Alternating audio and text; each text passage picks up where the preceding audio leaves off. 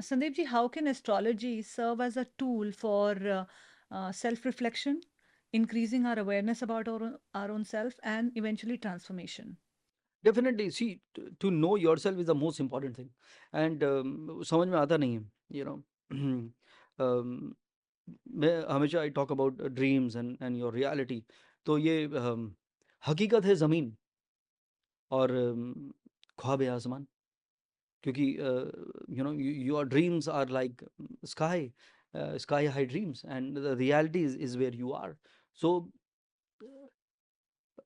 ख्वाब है आसमान और हकीकत है ज़मीन, और दौड़ रहे हैं सभी उड़ने की फिराक में. तो everyone is running so fast that they feel that some time they may fly. But उसमें मैंने एक और लिखा था कि रफ्तार ज़िंदगी की बढ़ गई है कुछ इस कदर. Everyone is running for something. रफ्तार ज़िंदगी की बढ़ गई है कुछ इस कदर, वो भी भाग रहे हैं जिन्हें कहीं जाना नहीं. तो you have to understand what is your journey. So जो इंट्रोस्पेक्शन की आप बात कर रही हैं, this is what where astrology plays a great role.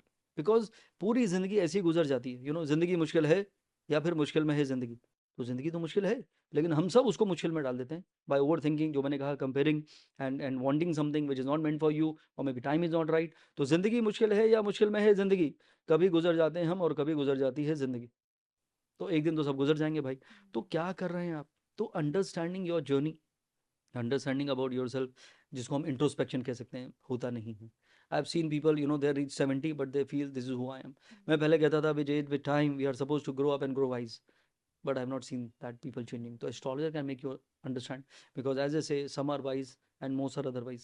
So when you don't change, then you remain the same, and when you remain the same, then nothing will change. So astrologer can, सबसे जो important, if you ask me, the most important aspect of astrology is to make you aware and realize about who you are, where you are going, what is your strength, weakness and potential, and your time, which no other machine or computer can even tell you. Sandeep ji, I like this whole approach where you are guiding us to use astrology as a tool to maybe self correct your path in certain ways, reflect into your own journeys within, and then transform from there. Which is a brilliant take on astrology, I feel.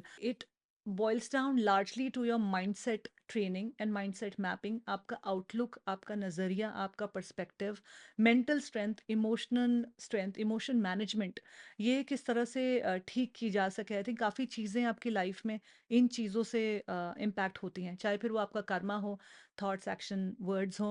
जो अगले कार्य हैं, अगले कर्मा है, उसको हम उस पर हम ज़रूर काम कर सकते हैं. तो I think this whole mindset training and mindset analysis will get you in that space where you can work on all these things and maybe use astrology to your advantage. I also want to bring in the conversation about Brahma Muhurat. आजकल बड़ा ही trending word हो गया ब्रह्म मुहूर्त. And they say whatever you do in Brahma Muhurat has a larger impact uh, when you do the same activity otherwise at any other time of the day. तो ये दिन का जो टाइम होता है, इसका क्या सिग्निफिकेंस है, इसको कैसे समझा जाए? देखिए, there are lot of communities. पुराने ज़माने में ये ब्रह्म मुहूर्त तो हमेशा फॉलो होता था कि you have to get up at 3:30 और 4 o'clock in the morning. And that is how there is no disturbance.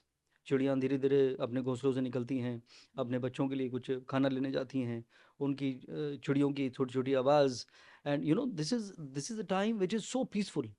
Secondly, वहाँ की जो एनर्जीज होती हैं, they are something which are divine in nature. So ये पहले सब उसी पे होता था. बोलते थे कि अभी भी कितनी कम्युनिटीज़ हैं, जैसे we don't eat food after sunset, before sunrise and after sunset is what they say is what you need to do and what you not to do. So if you go to bed really late in night, तो वहाँ पे क्या होता है, रात को कहते हैं कि वो एविल एनर्जीज जो हैं वो एक्टिवेट होना शुरू हो जाती हैं. तो better you go to bed early. And जो कहते हैं early to bed early to rise is what make you happy and wise.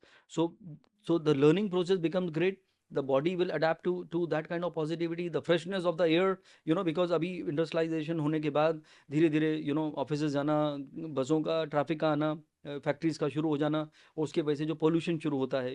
If you want to go for walk, do it early. जो आपने ब्रह्म मुहूर्त की बात करी, if you want to meditate, do at that time. If you want to do yoga, pranayama, what air you are breathing, तो वो तो एकदम फ्रेशनेस है. माइंड भी, because there is no disturbance, पूरी दुनिया सो रही है आपके अलावा.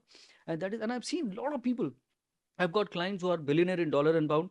एंड एक चीज़ जो मैंने कॉमन देखी है उनमें, Shobha ji, they are early risers.